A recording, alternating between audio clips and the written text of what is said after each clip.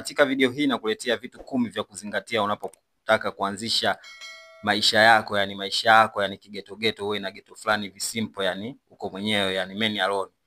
Namba 1, hakikisha una kazi ambayo itakupa hela ya kodi.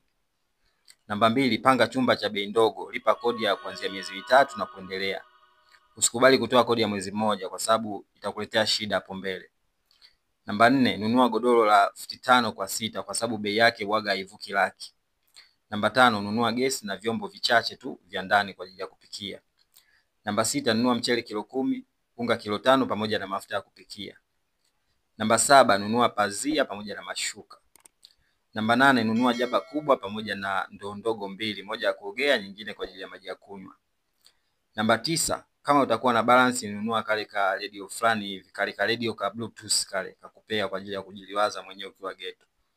Namba 10, usikimbilie kuoa, maana ndo unaanza maisha. Umeona? Pambana kwanza mwenyewe upate experience, baadaye ndo upate mwenza. Bwana, hivyo ndo vitu 10 ambavyo unatakiwa kuvizingatia unapotaka kuanzisha maisha. Naitwa Tino La Diva na kusiweze kusubscribe hapo chini, unakuwa unatisha sana. Chao.